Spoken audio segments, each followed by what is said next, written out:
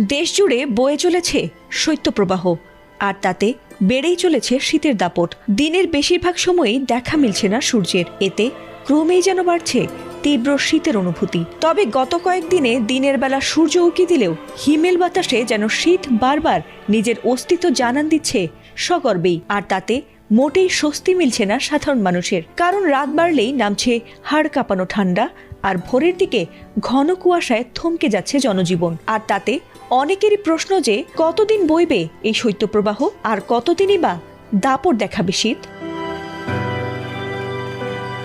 টানা কয়েকদিন ধরে এমন শীতের মধ্যেই এবার শৈত্যপ্রবাহ নিয়ে দুঃসংবাদ দিয়েছে আবহাওয়া অধিদপ্তর। দেশের 13 জেলার উপর দিয়ে আরো অন্তত 2 দিন অব্যাহত থাকতে পারে শৈত্যপ্রবাহ।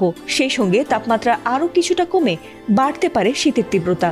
আবহাওয়া অধিদপ্তরের পূর্বাভাস অনুযায়ী মঙ্গলবার থেকে সারা দেশের দিনের তাপমাত্রা আরো 1 থেকে 2 ডিগ্রি সেলসিয়াস কমতে পারে। ফলে সকাল ও সন্ধ্যায় শীতের অনুভূতি হবে আরো তীব্র। আবহাওয়াবিদরা জানিয়েছেন, বর্তমানে দেশের বিভিন্ন অঞ্চলের ওপর দিয়ে মৃদু শৈত্যপ্রবাহ বয়ে যাচ্ছে, যা আগামী কয়েকদিন অব্যাহত থাকতে পারে।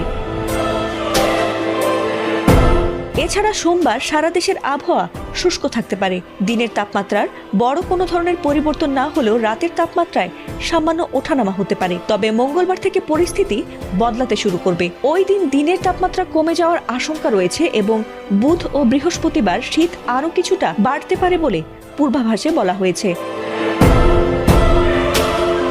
আবহাওয়া অধিদপ্তর বলছে, আগামী 5 দিনে বড় কোনো ধরনের আবহাওয়াগত পরিবর্তনের সম্ভাবনা না থাকলেও শীত ও কুয়াশার ভোগান্তি আরো কিছুদিন চলবে। ফলে শীতের এই দাপট থেকে এখনই স্বস্তি পাওয়ার আশা খুব একটা দেখছেন না আবহাওয়াবিদরা। এছাড়াও যশোর, চুয়াডাঙ্গা ও কুষ্টিয়া সহ রাজশাহী বিভাগের কয়েকটি জেলা এবং রংপুর বিভাগের 8 জেলার ওপর দিয়ে মৃদু শৈত্যপ্রবাহ বয়ে যাচ্ছে। এসব এলাকার শীতের প্রকোপ অন্য এলাকার তুলনায় বেশি অনুভূত হচ্ছে। বিশেষ করে মধ্যরাত থেকে সকাল পর্যন্ত নদী অববাহিকায় মাঝারি ধরনের ঘন কুয়াশা পড়ছে, যা যান চলাচল ও দৈনন্দিন কাজে বাড়তি ভোগান্তি তৈরি করছে। ফাতিমা সুলতানা, এটিএন বাংলা।